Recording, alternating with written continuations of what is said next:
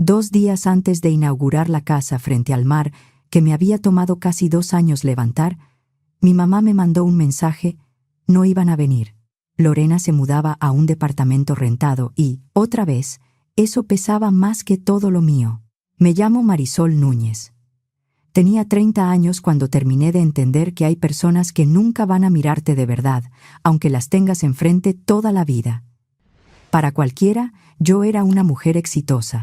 Tenía mi propio despacho de diseño de interiores, clientes buenos y proyectos grandes. Pero en mi familia seguía sintiéndome como la niña a la que nadie volteaba a ver. Tenía papás y una hermana menor, Lorena. Desde que tengo memoria, Lorena fue la favorita. Y no era algo discreto. Cuando yo tenía 7 años y ella 5, gané el segundo lugar en un concurso de dibujo de la escuela. Llegué a la casa con mi listón en la mano, emocionada por enseñárselo a mis papás. Ese mismo día, Lorena había aprendido a amarrarse las agujetas. Esa noche nadie habló de mi listón. Mi mamá preparó el postre favorito de Lorena y mi papá le tomó fotos a sus zapatos, como si hubiera logrado algo histórico. Mi listón terminó guardado en un cajón. No sé en cuál. Nadie volvió a mencionarlo. A los 10 años, saqué diploma por buenas calificaciones. Lorena recibió una medalla de participación en fútbol. Ni siquiera le pegaba bien al balón, pero mi papá colgó esa medalla en la sala como si fuera de oro. Mi boleta estuvo pegada en el refrigerador quizá 2 días, hasta que quedó tapada por dibujos de Lorena. Cada cumpleaños, cada Navidad, cada reunión familiar era lo mismo. Lorena recibía los mejores regalos, la atención completa, las fotos, los abrazos largos. Si yo reclamaba, era egoísta. Si me quedaba callada, me olvidaban. Para cuando cumplí 12 años, dejé de competir. Encontré refugio en la cochera vieja al fondo de la casa. Olía a madera, a polvo y a aceite de motor. Ahí nadie me buscaba. Me sentaba en el piso de cemento y lijaba tablas viejas hasta que me dolían las manos. Era el único lugar donde sentía que algo podía ser mío. Un verano decidí construir una mesa. No tenía plano, solo pedazos de madera, clavos doblados y unas herramientas básicas que encontré en una caja oxidada. Las patas quedaron disparejas y las orillas ásperas, pero cuando terminé y di un paso atrás, la mesa estaba de pie. Fue la primera cosa en mi vida de la que nadie podía adueñarse. La había hecho yo. Esa mesa me acompañó después a todas partes. Cuando me fui a estudiar diseño de interiores a Puebla con una beca, me la llevé. Mi mamá me preguntó para qué quería ese mueble viejo si ellos podían comprarme un escritorio decente. Ni intenté explicarlo, solo la subí al coche y manejé hasta la ciudad. En la residencia donde vivía, la subí yo sola hasta el 3er piso. Mi compañera de cuarto pensó que estaba loca, pero yo la restauré. La lijé de nuevo, le arreglé lo que pude y barnicé la cubierta. Se convirtió en mi escritorio, luego en mi mesa de dibujo, luego en el primer espacio donde probé cada idea importante que tuve. La universidad fue el lugar donde descubrí que yo sí era buena en algo, muy buena. El diseño de interiores tenía sentido para mí. Podía ver los espacios no como eran, sino como podían llegar a ser. Podía corregir, ordenar, mejorar. Podía tomar algo descuidado y hacerlo funcionar. Después de graduarme, regresé a la Ciudad de México y abrí mi propio despacho. Al principio fue lento. Proyectos pequeños, remodelaciones de departamentos, locales sencillos, oficinas que nadie quería tocar porque estaban mal planeadas. Acepté trabajos que otros diseñadores rechazaban. Me desvelé corrigiendo detalles, revisé planos, hablé con proveedores, negocié con contratistas y cuidé acabados que casi nadie veía. Con el tiempo la gente empezó a fijarse. Llegaron proyectos más grandes, casas completas, oficinas, locales comerciales, departamentos de clientes que ya no querían solo decorar, sino transformar el espacio desde la raíz. Ahorré todo lo que pude. Reinvertí en mi despacho. Pedí financiamiento cuando fue necesario y lo pagué con trabajo, con noches largas y con años de no soltar nada a medias. Poco después de cumplir 28, compré un terreno pequeño en Acapulco Diamante, frente al mar, y diseñé una casa. No era una mansión. Era mi casa. Me endeudé con cuidado y diseñé cada metro para que nada estuviera de más. Cada muro, cada ventana, cada pasillo y cada textura salieron de una decisión mía. La construcción tomó casi 2 años. Me instalaba por temporadas cerca de la obra y viajaba desde la Ciudad de México cuando hacía falta. A veces salía de madrugada para llegar a una junta con el contratista, cruzando casetas antes de que el calor apretara. Otras veces me quedaba varios días revisando avances, cambiando medidas, corrigiendo materiales y pidiendo que repitieran acabados si no quedaban bien. La mesa vieja de la cochera estuvo conmigo durante todo ese proceso. La tenía en la oficina provisional de la obra, cubierta de planos, muestras de piedra, tazas de café y libretas llenas de anotaciones. Unos meses antes de terminar la casa, me contactó un equipo de producción de un programa de diseño y arquitectura para una plataforma. Querían grabar la casa como proyecto terminado, usarla como locación unos días, entrevistarme y mostrar el proceso de diseño. Acepté. Sandra, la productora, me explicó que ya tenían mucho material y que al final solo necesitarían las últimas tomas del espacio terminado. Programaron la grabación final para finales del verano, cuando la obra ya estaría lista. Yo aproveché y planeé una reunión para inaugurar la casa. Le mandé la fecha a mis papás y a Lorena.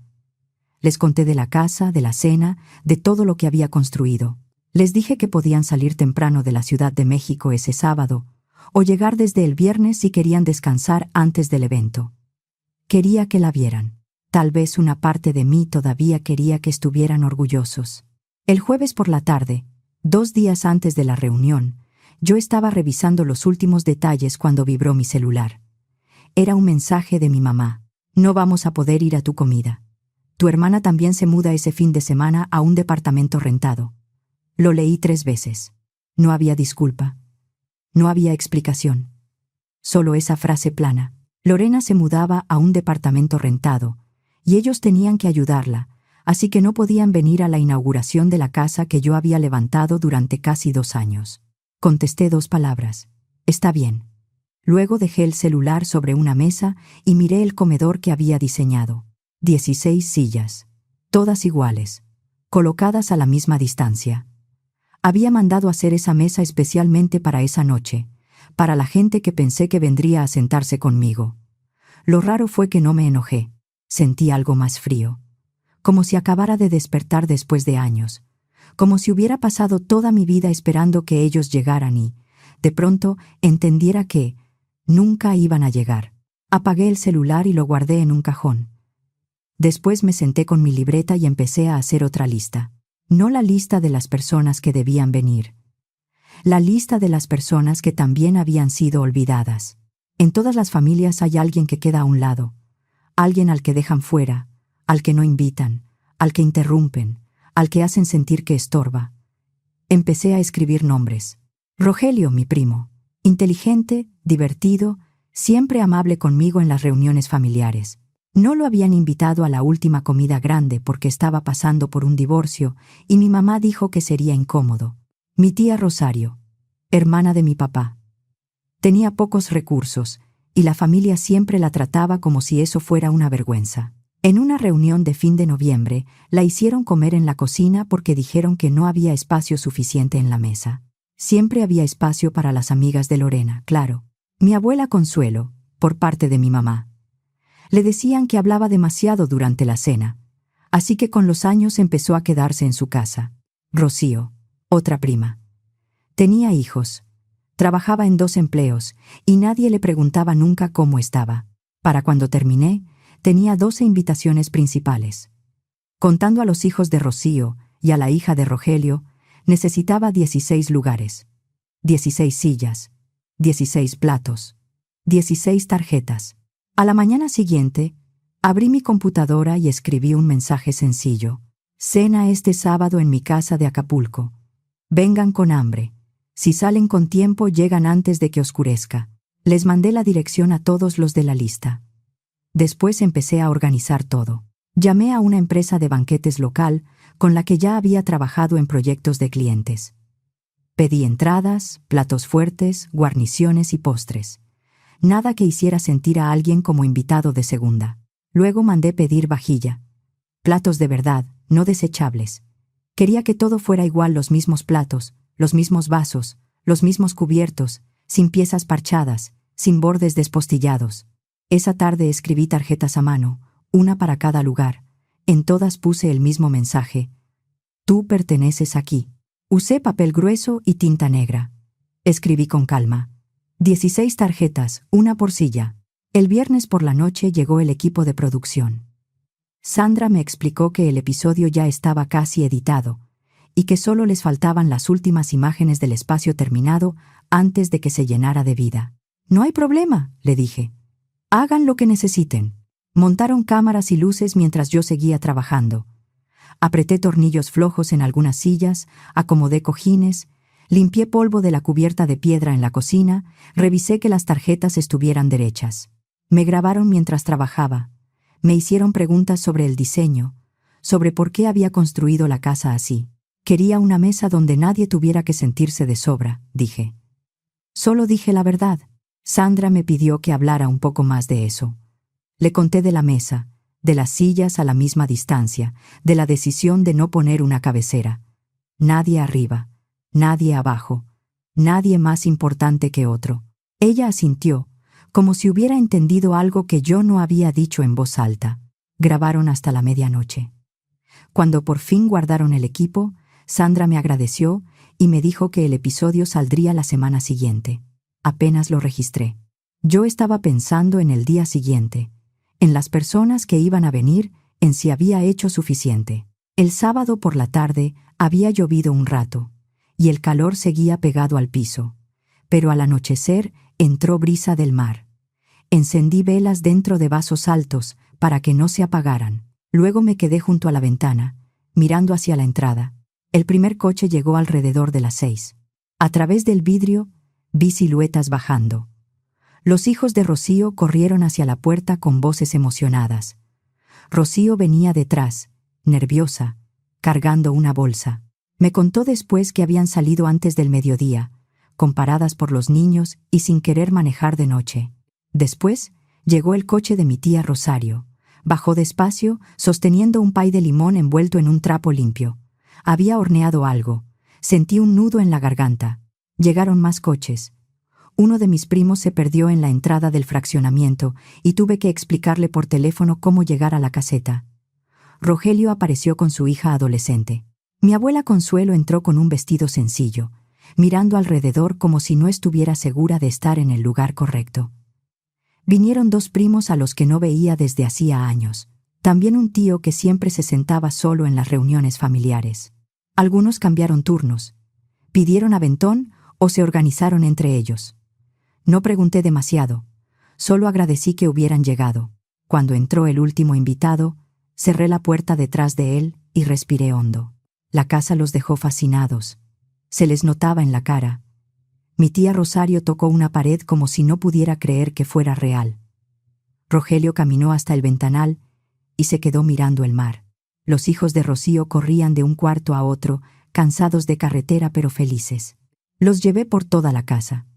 Les enseñé la cocina con su isla de piedra, la sala con ventanales de piso a techo, las recámaras de arriba con vista al mar, la terraza donde se escuchaban las olas. Mi abuela repetía: «Está preciosa, hija, preciosa». Mi tía Rosario tenía los ojos llenos de lágrimas. Cuando terminamos el recorrido, los llevé al comedor. Encontraron sus lugares y leyeron las tarjetas. Algunos sonrieron, otros bajaron la mirada, como si estuvieran conteniendo el llanto. Nos sentamos juntos. La cena empezó a salir, plato tras plato. Nadie tuvo que servirse desde la cocina. Nadie comió aparte. Nadie se quedó con una silla distinta, ni con un plato diferente, ni en una esquina incómoda. No hubo brindis exagerados. No hubo discursos obligados. Nadie le dijo a mi abuela que hablara más bajo cuando empezó a contar historias. Nadie comentó la ropa de mi tía Rosario. Nadie mencionó el divorcio de Rogelio ni los 2 empleos de Rocío. Solo comimos, hablamos y nos reímos. En un momento, Rocío se inclinó hacia mí y me dijo en voz baja: «Yo nunca me siento en la mesa principal». La miré. «Aquí no hay mesa principal», le dije. «Por eso». La hice así. La noche se alargó. Los niños jugaron en la sala mientras los adultos seguíamos con el postre. Mi abuela contó una historia larga de su infancia, una de esas que en cualquier otra cena le habrían interrumpido a la mitad. Ahí no. Ahí la escucharon. Cuando todos se fueron, poco después de las 9, me quedé sola en el comedor. Las velas estaban casi consumidas. Había platos por levantar, servilletas dobladas a medias, vasos con marcas de dedos y migas sobre la mesa. Pero la casa se sentía viva. Por primera vez parecía haber encontrado su propósito.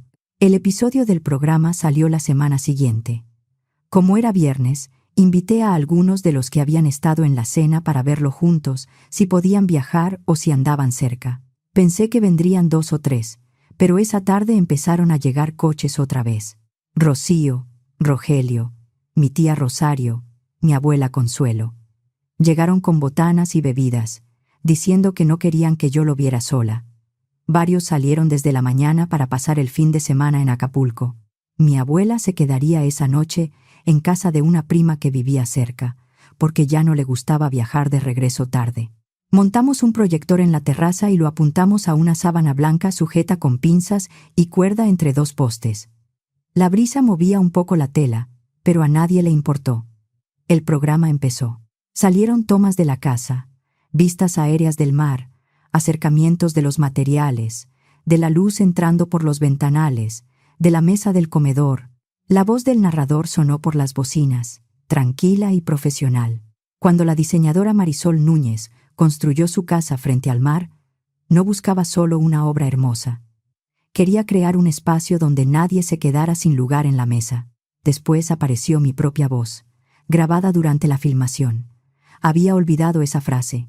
Quería una mesa donde nadie tuviera que sentirse de sobra. El episodio mostró la casa, la mesa, las sillas iguales, el comedor sin cabecera. Todo lo que había levantado, no solo con dinero y trabajo, sino con años de silencio acumulado. Cuando salieron los créditos, todos en la terraza empezaron a aplaudir. Mi abuela sonreía. Mi tía Rosario me miraba con orgullo. Fue entonces cuando mi celular empezó a vibrar. Una vez, luego otra, luego no paró. La pantalla se iluminaba sobre mis piernas. Mamá, papá, Lorena, una y otra vez. Dejé que sonara, no lo toqué. Solo vi cómo se acumulaban las llamadas perdidas. Rocío se dio cuenta. Se inclinó hacia mí y preguntó en voz baja: ¿Vas a contestar? No, dije. Ahora no. Para la mañana siguiente tenía 37 llamadas perdidas. Después llegaron los mensajes. Vimos el programa. ¿Por qué no nos dijiste? Todo mundo está hablando de esto. Luego, nos dejaste muy mal. Y finalmente, llámame. No llamé. Abrí mi libreta y busqué la lista que había hecho antes de la cena. El último punto decía: hacer que se sientan incluidos. Le pasé una línea encima y escribí al lado: ya estuvo. Al día siguiente, cerca del mediodía, mi abuela Consuelo llegó a mi puerta. No avisó. Solo tocó y esperó. Como se había quedado con su prima cerca de ahí después del episodio, no me sorprendió tanto verla, aunque sí noté su cara. Tenía esa expresión que significaba que venía con algo importante. ¿Puedo pasar? Preparé té. Nos sentamos en la sala, con el mar extendido frente a nosotras detrás de los ventanales. Mi abuela sostenía su taza con cuidado, como si estuviera ordenando sus pensamientos. «Tus papás están diciendo que tú no los invitaste», dijo por fin. Solté una risa corta. No fue amarga, solo honesta. Sí los invité. Ellos decidieron no venir. Lo sé, dijo mi abuela. Y la gente que importa también lo sabe. Pero están molestos por el programa, por cómo se vio todo. Se vio exactamente como fue. Dejé mi taza sobre la mesa. No estuvieron porque volvieron a elegir a Lorena antes que a mí. Mi abuela asintió despacio. La familia ya sabía que no habían ido. El programa solo hizo visible el hueco. No voy a defenderme, dije. La gente que me importa sabe la verdad. Con eso basta. Mi abuela sonrió y me dio unas palmadas suaves en la mano. Eso quería oír. Entonces sonó mi celular. Mamá. Lo miré unos segundos. Después contesté y puse el altavoz. Marisol, dijo mi mamá con una voz demasiado suave. Vimos el episodio. Hubo un malentendido enorme. No dije nada. Esperé. El programa hizo parecer que nosotros te excluimos, pero eso no es cierto. Lorena se mudaba ese fin de semana. No podíamos dejarla sola. Tú entiendes eso, ¿verdad? Guardé tu mensaje, dije con calma. El que decía que no iban a venir. Se lo puedo enseñar a quien tenga dudas. Se le acabó el tono suave de inmediato. Estás exagerando otra vez. Nosotros siempre te hemos apoyado. Solo pensamos que no ibas a querer hacer tanto escándalo con tu casa. Tú siempre has sido muy reservada. Antes de que yo respondiera, habló mi abuela. Ya basta, hija. Del otro lado hubo silencio. Luego la voz de mi mamá salió tensa. Mamá, ya no sigas, dijo mi abuela. Yo también estuve ahí. Yo también lo vi. Te he visto hacer esto desde que Marisol era niña. Siempre volteando hacia otro lado, siempre eligiendo a Lorena. Cada Navidad, cada cumpleaños, cada reunión, organizabas todo alrededor de lo que Lorena quería. Tú lo sabes y yo también. Eso no es cierto, dijo mi mamá, con la voz temblando. Sí es cierto, respondió mi abuela en voz baja. Y ahora mucha gente lo vio. La llamada se cortó. Mi mamá colgó sin decir una palabra más. Mi abuela me miró por encima de su taza y dijo: «Hiciste bien». Pasaron unos días. Pensé que tal vez ahí terminaría todo. Una mañana llamó la caseta del fraccionamiento para avisarme que mis papás y Lorena estaban afuera. Dudé unos segundos, pero los dejé pasar. Quería oír qué excusa traían. Llegaron cerca del mediodía. Por la hora y las caras cansadas, era evidente que habían salido de la Ciudad de México desde temprano. Bajaron los tres de la camioneta, mi mamá, mi papá y Lorena. Caminaron hacia la casa despacio, mirando todo. El jardín, los ventanales, la terraza, el mar al fondo. Lorena dijo algo lo bastante fuerte como para que la escuchara a través de la puerta cerrada. Yo siempre soñé con una casa así. Abrí la puerta. Los tres voltearon a verme. «¿Qué necesitan?», pregunté. Mi mamá sonrió con esa sonrisa falsa que usaba cuando quería algo. «Tenemos que hablar, hija. Aclarar todo. Arreglar las cosas». Mi papá dio un paso al frente. «Podrías hacer una cena pequeña, solo con nosotros. Luego subimos unas fotos a redes. La gente ve que estamos bien y se calma todo. Eso ayudaría a recuperar nuestra imagen». Me reí. No pude evitarlo. ¿Quieren que les haga una cena después de que rechazaron venir a la mía porque tenían que ayudar a Lorena a mudarse a un departamento rentado? «Estás exagerando», dijo Lorena. Ni siquiera me miraba bien. Estaba estirando el cuello para ver el interior de la casa. De hecho, yo estaba pensando que a lo mejor podría quedarme aquí unas semanas, agregó. «Tienes muchísimo espacio. Nos ayudaría a convivir otra vez». Ahí entendí que no habían manejado horas para pedirme perdón. No preguntaron cómo me había sentido. No ofrecieron reparar nada. Solo querían fotos, acceso y una forma de volver a quedar bien. Saqué mi celular y abrí el teclado. Si en un minuto no se van de mi propiedad, llamo a seguridad del fraccionamiento y después a la policía. «No te atreverías», dijo mi papá. Marqué el primer 9 del 9. 1. Esto es una locura, dijo Lorena, subiendo la voz. ¿De verdad vas a llamar a la policía por tu propia familia? 1, dije. Mi mamá agarró el brazo de mi papá. «Vámonos, está siendo imposible». Caminaron de regreso al coche, pero despacio. Mi papá volteaba una y otra vez para fulminarme con la mirada. Lorena murmuró algo entre dientes. La cara de mi mamá estaba dura, llena de coraje contenido. Cuando llegaron a la camioneta, mi papá gritó: «Te vas a arrepentir. No puedes cortarnos así». «Claro que puedo», dije, y cerré la puerta. Los vi irse desde la ventana. Lorena movía las manos con furia en el asiento trasero. Mi mamá iba rígida en el asiento del copiloto. Mi papá manejaba con la mandíbula apretada. Cuando se fueron, llamé a Rocío y le conté lo que había pasado. Se rió tanto que casi se le cayó el teléfono. «¿Querían que les hicieras una cena después de todo?» «Sí». «¿Y Lorena quería quedarse en tu casa?» «También». «Claro que sí. Tu casa está increíble». Rocío hizo una pausa. «Pero dime la verdad. ¿Estás bien?» Miré hacia el comedor. La mesa estaba limpia, tranquila, firme. Sí, dije. De verdad estoy bien. Y lo estaba. Por primera vez en mi vida, había puesto un límite y lo había sostenido. Ellos estaban de un lado, yo del otro. Y eso me daba paz. Pasaron unos meses. No supe nada de mis papás ni de Lorena. Tampoco los busqué. El silencio fue un descanso. Seguí en contacto con todos los que habían ido a la cena. Rogelio y yo almorzábamos una vez al mes, casi siempre cuando yo estaba en la Ciudad de México por trabajo. Mi tía Rosario me llamaba cada semana para platicar. Rocío llevaba a sus hijos a la casa cuando podían escaparse unos días. Mi abuela Consuelo empezó a pasar temporadas en Acapulco, a veces conmigo y a veces con su prima. Empezamos a hacer más reuniones. No fiestas formales, solo comidas, carnes asadas, tardes en la terraza, desayunos largos. La casa se volvió un lugar donde nadie tenía que preocuparse por ser juzgado o hecho a un lado. Mi despacho siguió creciendo. El episodio del programa me trajo nuevos clientes y proyectos más grandes.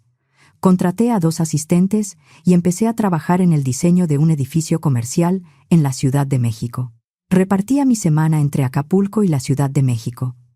Cuando tenía juntas importantes, visitas de obra o reuniones con clientes, viajaba. El resto lo trabajaba desde la casa frente al mar, donde podía pensar mejor. La mesa vieja de la cochera, la de patas disparejas, seguía en mi oficina en casa. La usaba todos los días. Me recordaba de dónde venía y lo que había construido. La vida encontró un ritmo que se sentía bien. Me despertaba con el sonido de las olas. Trabajaba en proyectos que me retaban. Pasaba las tardes con gente que se preocupaba por mí de verdad.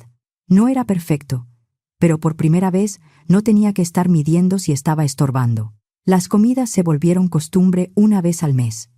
A veces más. Nunca las planeaba demasiado. Solo mandaba un mensaje preguntando quién quería venir. Casi siempre respondían todos. Rogelio llevaba a su hija cada vez que podía. Tenía 15 años y quería ser arquitecta.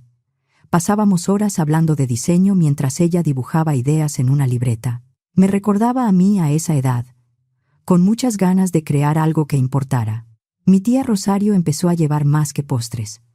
Ahora, preparaba platillos completos, probaba recetas que encontraba en internet y llegaba nerviosa, preguntando si estaba bien que llevara algo. Una vez, me confesó que nadie había querido su comida en las reuniones familiares. En mi mesa, siempre podía traer lo que quisiera. Los hijos de Rocío trataban la casa como si fuera su segundo hogar. Sabían dónde estaban las toallas de playa, cuál baño podían usar y cómo abrir la regadera exterior. Rocío me daba las gracias cada vez, hasta que un día le pedí que dejara de hacerlo. «¿Ya estás aquí?», le dije. «No tienes que agradecer cada vez».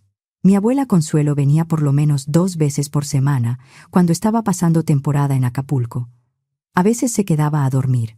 Nos sentábamos en la terraza por las tardes a ver caer el sol mientras me contaba historias de su vida, historias que nadie se había tomado el tiempo de escuchar. Mi despacho creció mucho después del programa. Me llamaban de varias ciudades. Personas que querían que diseñara sus casas, sus oficinas, sus locales, sus espacios comerciales. Tomé una pequeña oficina en la Ciudad de México para el equipo, pero mis mejores ideas seguían saliendo de la casa, sentada frente a esa mesa vieja de la cochera. Una noche, unos 8 meses después de que salió el episodio, estaba trabajando tarde cuando vibró mi celular. Número desconocido. Casi no contesté, pero algo me hizo tomar la llamada. «¿Marisol?». Era una voz que no había escuchado en meses. «Lorena, ¿qué quieres?». «Solo quería hablar, saber cómo estás». No dije nada. Esperé. «Mira, sé que todo se salió de control con lo de la cena y el programa, pero somos familia. Ya pasó mucho tiempo. No podemos seguir así por una comida. Querías quedarte en mi casa», dije sin cambiar el tono.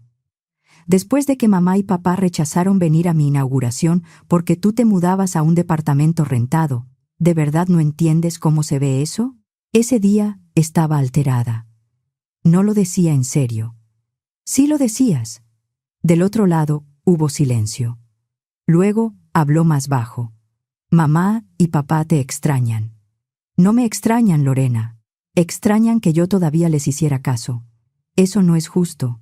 Me levanté y caminé hacia la ventana. El mar estaba oscuro. Apenas se veían las olas bajo la luz de la luna. Tú has sido la favorita toda la vida. Cada cosa que hacías se celebraba. Cada cosa que yo hacía se ignoraba. A menos que sirviera para que ellos se vieran bien. Y ahora que construí algo de lo que no pueden adueñarse, quieren entrar otra vez. No fue así. Fue exactamente así. Y tú lo sabes. Se quedó callada mucho tiempo. Entonces, ya está. ¿Terminaste con nosotros? Terminé con que me traten como si no importara. Si no puedes entenderlo, ese es tu problema, no el mío. Colgué antes de que pudiera responder. Bloqueé el número de inmediato. 2 semanas después, llegó una carta por correo. El sobre estaba escrito a mano. Era la letra de Lorena. Casi la tiré sin abrir, pero pudo más la curiosidad. Adentro había 3 páginas de disculpas mezcladas con excusas.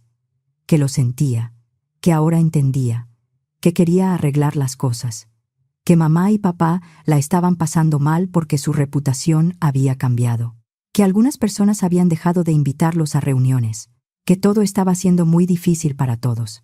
No era una disculpa limpia. Otra vez, el centro eran ellos. Leí la carta una vez. Después la metí en la trituradora de papel de mi oficina y vi cómo se convertía en tiras delgadas que ya no significaban nada. Cuando hicimos la reunión antes de diciembre, la organicé en mi casa. Llegaron 23 personas. Rogelio, su hija, Rocío y sus hijos. Mi tía Rosario, mi abuela Consuelo.